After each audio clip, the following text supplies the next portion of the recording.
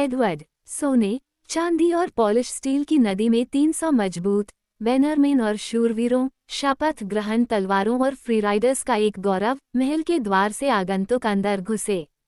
उनके सिर के ऊपर 1 दर्जन सुनहरे झंडे उत्तरी हवा में आगे पीछे लहरा रहे थे, जिन पर बाराथियों के मुकुटधारी हिरन की आकृति बनी हुई थी। नेड कई घुड़सवारों को जानता था। सर जेमिल लैनिस्टर के बाल सोने की तरह चमकीले थे और सैंडर क्लेगन अपने भयानक जले हुए चेहरे के साथ आया था। उसके बगल में खड़ा लंबा लड़का ही राजकुमार हो सकता था और उनके पीछे खड़ा छोटा कद का आदमी निश्चित रूप से शैतान टायरियन लैनिस्टर था। फिर भी स्तंभ के शीर्ष पर खड़ा विशालकाय व्यक्ति, जिसके दोनों ओर किंग्सगॉड की बर्फ सफेद पोशाक पहने 2 शूरवीर थे, नेड को लगभग अजनबी लग रहा था, जब तक कि वह अपने युद्ध के घोड़े की पीठ से एक जानी पहचानी दहाड़ के साथ कूद नहीं पड़ा और उसे हड्डियों को कुचलने वाले आलिंगन में कुचल दिया। नेड, लेकिन तुम्हारा वह जमे हुए चेहरे को देखना अच्छा है। राजा ने उसे ऊपर से नीचे तक देखा और हंसा। तुम बिल्कुल नहीं बदले हो। काश नेड भी यही कह पाता। 15 साल पहले, जब वे सिंहासन जीतने के लिए आगे बढ़े थे, तब स्टॉर्म एंड के भगवान साफ सुथरी आंखों वाले और एक युवती की कल्पना की तरह मांसल थे। 6.5 फीट लंबे, वह छोटे आदमियों से ऊंचे थे, और जब उन्होंने अपने कवच और अपने घर के बड़े सींग वाले हेलमेट को पहना, तो वह एक असली विशालकाय बन गए। उनके पास एक विशालकाय की ताकत भी थी। उनका पसंदीदा हथियार एक नुकीला लोहे का वारहैमर था, जिसे नेड इस्तेमाल कर सकता था। उन दिनों चमड़े और खून की गंध इत्र की तरह उससे चिपकी रहती थी। अब यह इत्र था जो इत्र की तरह उससे चिपका हुआ था, और उसकी लंबाई उसकी ऊंचाई से मेल खाती थी। नेड ने राजा को आखिरी बार 9 साल पहले बालोन ग्रेजॉय के विद्रोह के दौरान देखा था, जब हिरन और डायरवुल्फ ने आयरन आइलैंड्स के स्वघोषित राजा के ढूंढ को खत्म करने के लिए एक साथ आए थे। उस रात से जब वे ग्रेजॉय के गिरे हुए गढ़ में एक साथ खड़े थे, जहां रॉबर्ट ने विद्रोही स्वामी के आत्मसमर्पण को स्वीकार कर लिया था और नेड ने उसके बेटे थियोन को बंधक और वार्ड के रूप में ले लिया था, राजा ने कम से कम 8 पत्थर वजन बढ़ाया था। लोहे के तार की तरह मोटी और काली दाढ़ी ने उसकी दोहरी ठुड्डी और शाही गालों के ढीलेपन को छिपाने के लिए उसके जबड़े को ढांक दिया था, लेकिन कुछ भी उसके पेट या उसकी आंखों के नीचे काले घेरों को नहीं छिपा सका। फिर भी रॉबर्ट अब नेड का राजा था, न कि केवल दोस्त, इसलिए उसने केवल इतना कहा, महाराज, विंटरफेल आपका है। तब तक बाकी लोग भी उतर चुके थे और ग्रूम अपने घोड़ों के लिए आगे आ रहे थे। रॉबर्ट की रानी सेर्सी लैनिस्टर अपने छोटे बच्चों के साथ पैदल ही अंदर आई।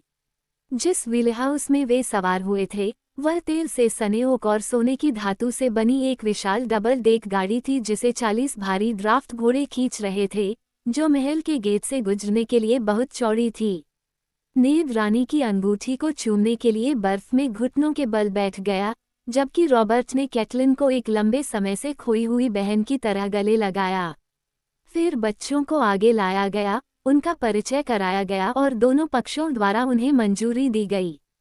जैसे ही अभिवादन की औपचारिकताएं पूरी हुई, राजा ने अपने मेजबान से कहा, ईडाड, मुझे अपने तहखाने में ले चलो। मैं तुम्हें अपना सम्मान दूंगा। नेड ने उसे इस बात के लिए प्यार किया, क्योंकि इतने सालों बाद भी वह उसे याद करता था। उसने लालटेन मंगवाए। कोई और शब्द कहने की जरूरत नहीं थी। रानी ने विरोध करना शुरू कर दिया था। वे सुबह से ही सवारी कर रहे थे, हर कोई थका हुआ और ठंडा था। निश्चित रूप से उन्हें पहले खुद को ताज़ा करना चाहिए। मृतक इंतजार करेंगे। उसने उससे ज्यादा कुछ नहीं कहा था। रॉबर्ट ने उसकी तरफ देखा था और उसके जुड़वां भाई जेमे ने उसे चुपचाप हाथ से पकड़ लिया था और उसने और कुछ नहीं कहा था। वे दोनों एक साथ तहखाने में गए। नेड और इस राजा को वह मुश्किल से पहचान पाया। घुमावदार पत्थर की सीढ़ियां संकरी थीं। नेड लालटेन लेकर सबसे पहले गया। मुझे लगने लगा था कि हम कभी विंटरफेल तक नहीं पहुंच पाएंगे, रॉबर्ट ने नीचे उतरते समय शिकायत की। दक्षिण में, जिस तरह से वे मेरे साथ राज्यों के बारे में बात करते हैं, एक आदमी यह भूल जाता है कि आपका हिस्सा बाकी 6 राज्यों के बराबर बड़ा है। मुझे विश्वास है कि आपने यात्रा का आनंद लिया होगा, महाराज। रॉबर्ट ने नाक सिकुड़ी। दलदल, जंगल, खेत और नेक के उत्तर में बमुश्किल एक भी अच्छी सराय। मैंने कभी इतना बड़ा खालीपन नहीं देखा। तुम्हारे सारे लोग कहाँ हैं? शायद वे बाहर आने में बहुत शर्मीले थे, नेड ने मजाक किया। वह सीढ़ियों पर आती ठंड को महसूस कर सकता था, धरती के अंदर से एक ठंडी सांस। उत्तर में राजा एक दुर्लभ दृश्य है। रॉबर्ट ने नाक भान सिकोड़ी। अधिक संभावना है कि वे बर्फ के नीचे छिपे हुए थे। बर्फ, नेड। राजा ने खुद को स्थिर करने के लिए दीवार पर एक हाथ रखा, जबकि वे नीचे उतर रहे थे। गर्मियों के अंत में बर्फबारी होना आम बात है, नेड ने कहा। मुझे उम्मीद है कि इससे आपको परेशानी नहीं हुई होगी। आमतौर पर बर्फबारी हल्की होती है। दूसरों ने तुम्हारी हल्की बर्फ ले ली, रॉबर्ट ने कसम खाई। सर्दियों में ये जगह कैसी होगी? मैं सोचकर कांप उठता हूँ। सर्दियाँ बहुत कठिन हैं, नेड ने माना। लेकिन स्टार्क्स टिके रहेंगे। हम हमेशा टिके रहे हैं। तुम्हें दक्षिण की ओर आना चाहिए, रॉबर्ट ने उससे कहा। तुम्हें गर्मियों का स्वाद चखना चाहिए, इससे पहले कि वह भाग जाए। हाइगोडन में सुनहरे गुलाबों के खेत हैं जो आंखों की रोशनी तक फैले हुए हैं। फल इतने पके हुए हैं कि वे तुम्हारे मुंह में फट जाएंगे। खरबूजे, आड़ू, फायाप्लम, तुमने कभी ऐसी मिठास नहीं चखी होगी। तुम देखोगे, मैं तुम्हारे लिए कुछ लाया हूँ। यहाँ तक कि स्टॉर्म एंड में भी, खाड़ी से आने वाली अच्छी हवा के साथ, दिन इतने गर्म होते हैं कि तुम मुश्किल से हिल सकते हो। और तुम्हें शहर देखने चाहिए, नेड। हर जगह फूल, बाजार खाने से भरे हुए। गर्मियों की शराब इतनी सस्ती और इतनी अच्छी कि तुम हवा में सांस लेते ही नशे में आ जाओ। हर कोई मोटा, नशे में और अमीर है। वह हंसा और अपने पेट पर एक जोरदार थप्पड़ मारा। और लड़कियां, नेड, उसने कहा, उसकी आंखें चमक रही थीं। मैं कसम खाता हूँ, गर्मी में औरतें अपनी सारी शालीनता खो देती हैं। वे महल के ठीक नीचे नदी में नंगी तैरती हैं। यहाँ तक कि सड़कों पर भी ऊन या फर के लिए बहुत गर्मी होती है, इसलिए वे इन छोटे गाउन में घूमती हैं। अगर उनके पास चांदी है तो रेशम और अगर नहीं है तो सूती। लेकिन जब उन्हें पसीना आने लगता है और कपड़ा यदि उनकी त्वचा पर कोई चिपक जाए तो वे नंगे ही रहेंगे। राजा खुशी से हंस पड़ा। रॉबर्ट बैराथियन हमेशा से ही बहुत ज्यादा भूखा रहने वाला व्यक्ति था, एक ऐसा व्यक्ति जो अपने सुखों को पाना जानता था। यह कोई ऐसा आरोप नहीं था जिसे कोई भी एडाद स्टॉक के दरवाजे पर लगा सकता था। फिर भी नेड ये देखने से खुद को नहीं रोक पाया कि ये सुख राजा पर भारी पड़ रहे थे। जब वे सीढ़ियों के नीचे पहुंचे, तब रॉबर्ट की सांसें तेज हो गई थीं। लालटेन की रोशनी में उसका चेहरा लाल हो गया था क्योंकि वे तहखाने के अंधेरे में बाहर निकल रहे थे। महाराज, नेड ने सम्मानपूर्वक कहा। उसने लालटेन को एक विस्तृत अर्धवृत्त में घुमाया। छायाएं हिलती डुलती रहीं। टिमटिमाती रोशनी पैरों के नीचे के पत्थरों को छूती रही और ग्रेनाइट के खंभों के एक लंबे जुलूस से टकराती रही जो दो दो करके अंधेरे में आगे बढ़ रहे थे। खंभों के बीच मृतक दीवारों के सामने अपने पत्थर के सिंहासन पर बैठे थे। उनकी पीठ कब्रों से सटी हुई थी जिसमें उनके नश्वर अवशेष रखे हुए थे। वो अंत में फादर और ब्रैंडन के साथ नीचे है। वो खंभों के बीच से रास्ता दिखाता था और रॉबर्ट बिना कुछ कहे उसके पीछे चलता था, भूमिगत ठंड में कांपता हुआ। यहाँ हमेशा ठंड रहती थी। जब वे हाउस स्टॉक के मृतकों के बीच से गुजर रहे थे तो उनके पदचिह्न पत्थरों से टकराते और ऊपर की तिजोरी में गूंजते थे। विंटरफेल के लॉर्ड्स ने उन्हें गुजरते हुए देखा। कब्रों को सील करने वाले पत्थरों पर उनकी आकृतियां उकेरी गई थीं। वे लंबी पंक्तियों में बैठे थे, अंधी आंखें अनंत अंधकार में घूर रही थीं, जबकि बड़े पत्थर के भयानक भेड़िए उनके पैरों के चारों ओर लिपटे हुए थे। बदलती हुई परछाइयों ने पत्थर की आकृतियों को ऐसा महसूस कराया जैसे कि जीवित लोग गुजर रहे हों। प्राचीन रीति रिवाज के अनुसार विंटरफेल के प्रत्येक लॉर्ड की गोद में एक लोहे की तलवार रखी जाती थी ताकि प्रतिशोधी आत्माओं को उनके क्रिप्ट में रखा जा सके। सबसे पुरानी तलवार बहुत पहले ही जंग खाकर खत्म हो गई थी, केवल कुछ लाल दाग रह गए थे जहां धातु पत्थर पर टिकी थी। नेड को आश्चर्य हुआ कि क्या इसका मतलब यह है कि अब वे भूत महल में घूमने के लिए स्वतंत्र हैं। उसे उम्मीद है कि ऐसा नहीं होगा। विंटरफेल के पहले लॉर्ड्स उस भूमि की तरह ही कठोर थे जिस पर वे शासन करते थे। ड्रैगन लॉर्ड्स के समुद्र पार आने से पहले की शताब्दियों में उन्होंने किसी भी व्यक्ति के प्रति निष्ठा की शपथ नहीं ली थी, खुद को उत्तर में राजा बताते थे। नेड ने आखिरकार रुककर तेल की लालटेन उठाई। तहखाना उनके आगे अंधेरे में आगे बढ़ता रहा, लेकिन इस बिंदु से आगे कब्रें खाली और बिना सील किए हुए थे। ब्लैक होल अपने मृतकों की प्रतीक्षा कर रहे थे, उसके और उसके बच्चों की प्रतीक्षा कर रहे थे। नेड को इस बारे में सोचना पसंद नहीं था। यहाँ उसने अपने राजा से कहा। रॉबर्ट ने चुपचाप सिर हिलाया, घुटनों के बल बैठा और सिर झुका लिया। वहाँ एक के बाद एक 3 कब्रें थीं। नेड के पिता लॉर्ड रिकॉर्ड स्टॉक का चेहरा लंबा और सख्त था। पत्थरबाज उन्हें अच्छी तरह से जानता था। वे शांत गरिमा के साथ बैठे थे, पत्थर की उंगलियां उनकी गोद में तलवार को कसकर पकड़े हुए थीं, लेकिन जीवन में सभी तलवारें उनके लिए विफल हो गई थीं। दोनों तरफ 2 छोटी कब्रों में उनके बच्चे थे। ब्रैंडन की मृत्यु 20 वर्ष की उम्र में हुई थी। पागल राजा एरिस टारगेरियन के आदेश पर उसकी गला घोंटकर हत्या कर दी गई थी। बस कुछ ही दिन पहले उसे रिवरन की कैटलिन टुली से विवाह करना था।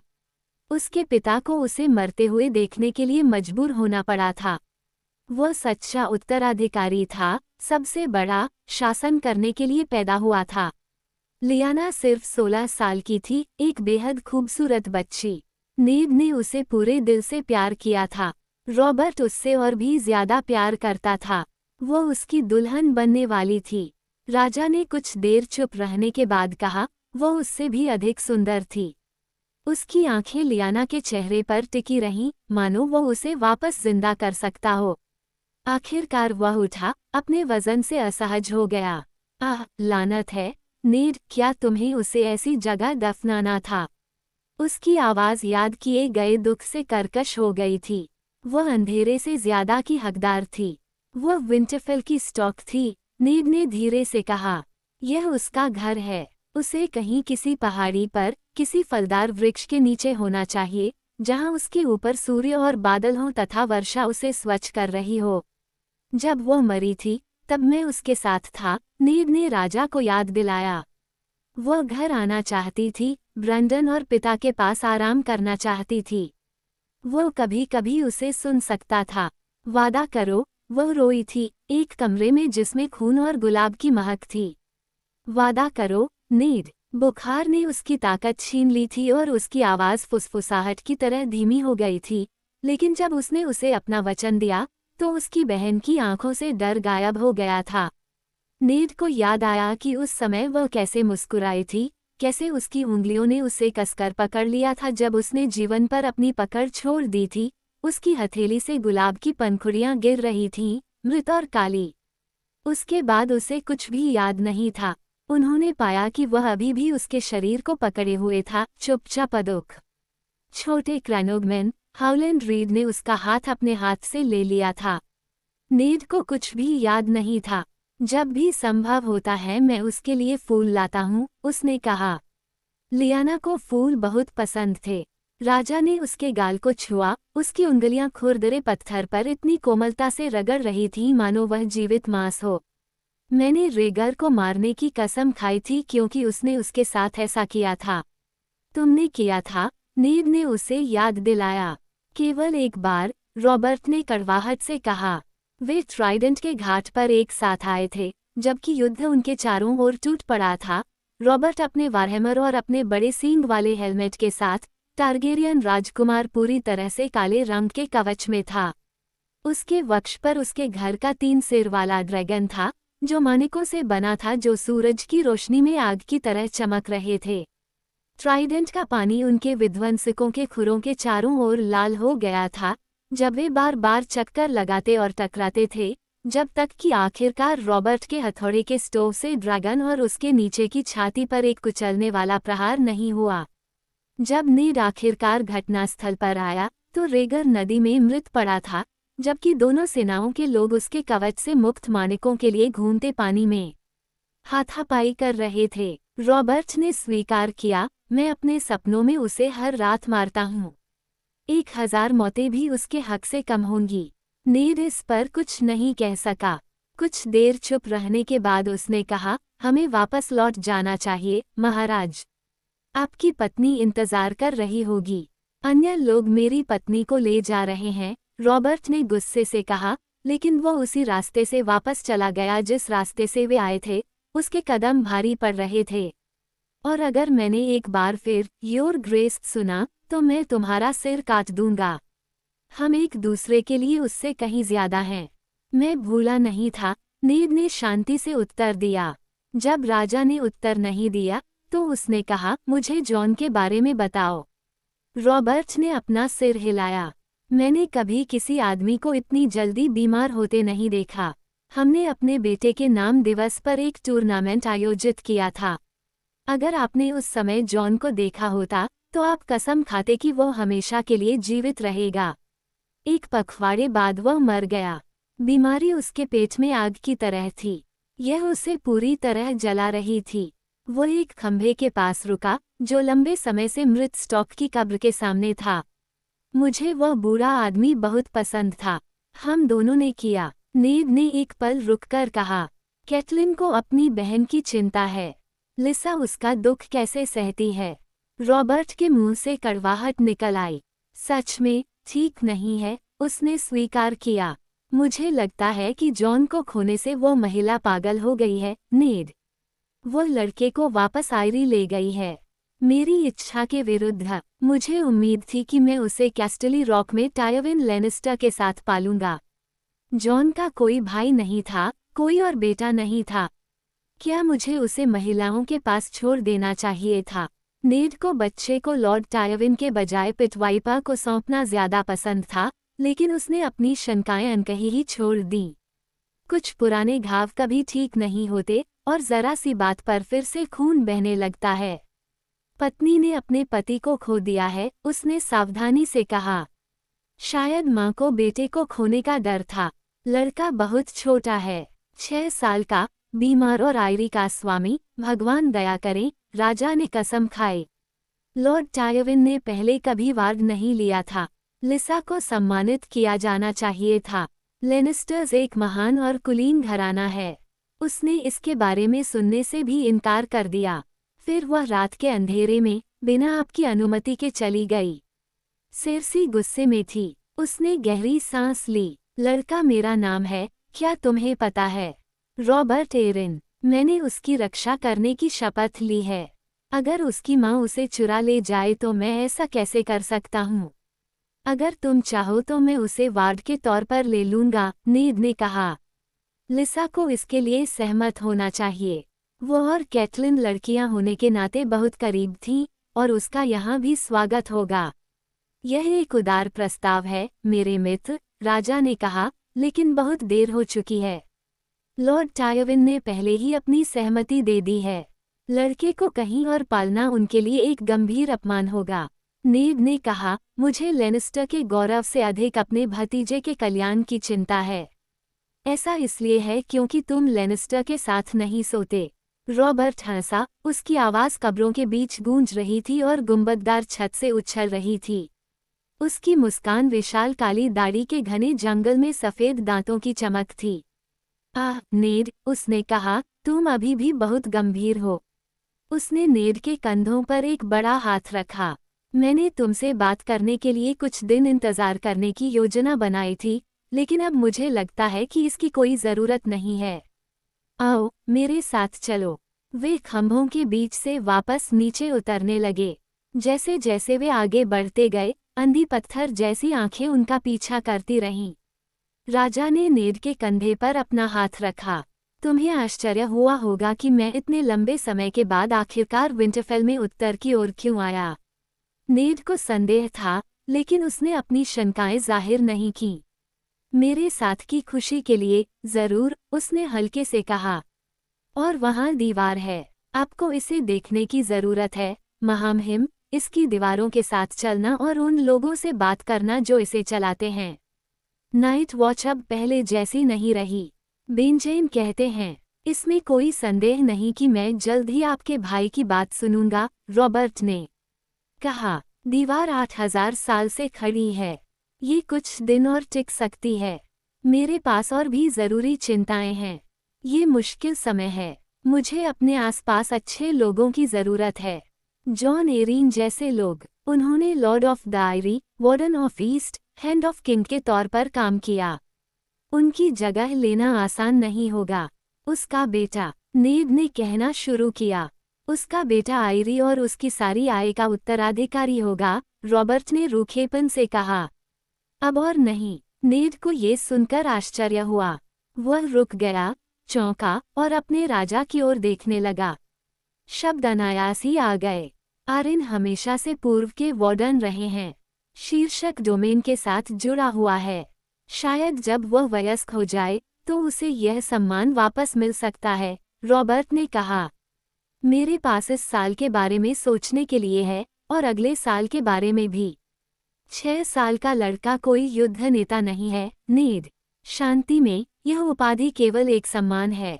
लड़के को इसे रखने दो, अपने पिता की खातिर, अगर अपने लिए नहीं। निश्चित रूप से तुम जॉन की सेवा के लिए उसके बहुत आभारी हो। राजा खुश नहीं था। उसने नेड के कंधों से अपना हाथ हटा लिया। जॉन की सेवा उसका कर्तव्य था जो उसे अपने स्वामी के प्रति करना था। मैं कृतघ्न नहीं हूँ, नेड। ये बात तुम्हें सभी लोगों में से जाननी चाहिए। लेकिन बेटा पिता नहीं होता। एक साधारण लड़का पूर्व को नहीं संभाल सकता। फिर उसका स्वर नर्म हो गया। बस, ये सब हो गया। चर्चा करने के लिए एक और महत्वपूर्ण पद है और मैं तुमसे बहस नहीं करूंगा। रॉबर्ट ने नेड की कोहनी पकड़ ली। मुझे तुम्हारी जरूरत है, नेड। मैं आपकी आज्ञा का पालन करने के लिए तैयार हूँ, महामहिम। हमेशा। ये वो शब्द थे जो उसे कहने थे और इसलिए उसने उन्हें कहा। इस बात से आशंकित कि क्या हो सकता है अगले आओ। रॉबर्ट ने उसे मुश्किल से सुना। वे साल जो हमने आयरी में बिताए, भगवान, वे अच्छे साल थे। मैं तुम्हें फिर से अपने साथ चाहता हूँ, नेड। मैं तुम्हें किंग्स लैंडिंग में चाहता हूँ, यहाँ दुनिया के अंत में नहीं जहाँ तुम किसी के काम के नहीं हो। रॉबर्ट ने अंधेरे में देखा, एक पल के लिए स्टॉक की तरह उदास। मैं तुमसे कसम खाता हूँ, सिंहासन पर बैठना सिंहासन जीतने से 1000 गुना ज्यादा कठिन है। कानून बनाना एक थकाऊ काम है और तांबे की गिनती करना उससे भी ज्यादा मुश्किल है। और वहाँ के लोगों की संख्या अंतहीन है। मैं उस घटिया लोहे की कुर्सी पर बैठता हूँ और उनकी शिकायतें सुनता हूँ जब तक कि मेरा दिमाग सुन्न न हो जाए और मेरी गांठ कच्ची न हो जाए। वे सभी कुछ चाहते हैं, पैसा या जमीन या न्याय। वे जो झूठ बोलते हैं। और मेरे स्वामी और देवियाँ भी इससे बेहतर नहीं हैं। मैं चापलूसों और मूर्खों से घिरा हुआ हूँ। ये किसी भी आदमी को पागल कर सकता है, नेड। उनमें से आधे लोग मुझे सच बताने की हिम्मत नहीं करते और बाकी आधे इसे पा नहीं पाते। ऐसी रातें होती हैं जब मैं चाहता हूँ कि हम ट्राइडेंट में हार जाएं। नहीं, सच में नहीं, लेकिन मैं समझ गया, नेड ने धीरे से कहा। रॉबर्ट ने उसकी तरफ देखा। मुझे लगता है कि तुम ऐसा सोचते हो। अगर ऐसा है तो तुम ही एकमात्र हो, मेरे पुराने दोस्त। वह मुस्कुराया। लॉर्ड एडाद स्टॉक, मैं तुम्हें राजा का हाथ कहूंगा। नेड एक घुटने पर गिर गया। इस प्रस्ताव ने उसे आश्चर्यचकित नहीं किया। रॉबर्ट के पास इतनी दूर आने का और क्या कारण हो सकता था। राजा का हाथ 7 राज्यों में दूसरा सबसे शक्तिशाली व्यक्ति था। वह राजा की आवाज में बोलता था, राजा की सेनाओं को आदेश देता था, राजा के कानूनों का मसौदा तैयार करता था।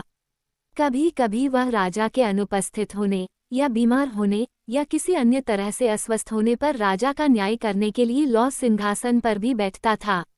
रॉबर्ट उसे राज्य जितनी बड़ी जिम्मेदारी दे रहा था। ये दुनिया में आखिरी चीज थी जो वह चाहता था। महाराज, उन्होंने कहा, मैं इस सम्मान के योग्य नहीं हूँ। रॉबर्ट ने अच्छे मूड में अधीरता से कराहते हुए कहा, अगर मैं तुम्हें सम्मान देना चाहता तो मैं तुम्हें रिटायर होने देता। मैं तुम्हें राज्य चलाने और युद्ध लड़ने के लिए कह रहा हूँ, जबकि मैं खा पीकर अपनी पत्नी को जल्दी कब्र में डाल दूंगा। उसने अपने पेट पर थपकी दी और मुस्कुराया। क्या तुम्हें राजा और उसके हाथ के बारे में कहावत पता है? नेड को ये कहावत मालूम थी। उसने कहा, राजा जो सपना देखता है उसे हाथ बनाता है। मैंने एक बार एक मछली दास के साथ संबंध बनाए थे, जिसने मुझे बताया कि निम्न जन्म वाले लोगों के पास इसे कहने का एक अलग तरीका होता है। वे कहते हैं कि राजा खाता है और हाथ मल लेता है। उसने अपना सिर पीछे फेंका और जोर से हंसा। गूंज अंधेरे में गूंज उठी और उनके चारों ओर विंटरफेल के मृत लोग ठंडी और निराशाजनक आंखों से देख रहे थे। अंत में हंसी कम हो गई और बंद हो गई। नेड अभी भी एक घुटने पर था, उसकी आंखें ऊपर उठी हुई थीं। लानत है, नेड, राजा ने शिकायत की। कम से कम तुम मुझे मुस्कुराकर खुश तो कर सकते हो। वे कहते हैं कि सर्दियों में यहाँ इतनी ठंड पड़ती है कि आदमी की हंसी उसके गले में जम जाती है और दम घुटने से उसकी मौत हो जाती है, नेड ने समान भाव से कहा। शायद इसीलिए स्टार्क्स में हास्य की कमी है। मेरे साथ दक्षिण की ओर चलो और मैं तुम्हें फिर से हंसना सिखाऊंगा, राजा ने वादा किया। तुमने मुझे ये शापित सिंहासन जीतने में मदद की, अब इसे संभालने में मेरी मदद करो। हमें एक साथ शासन करना था।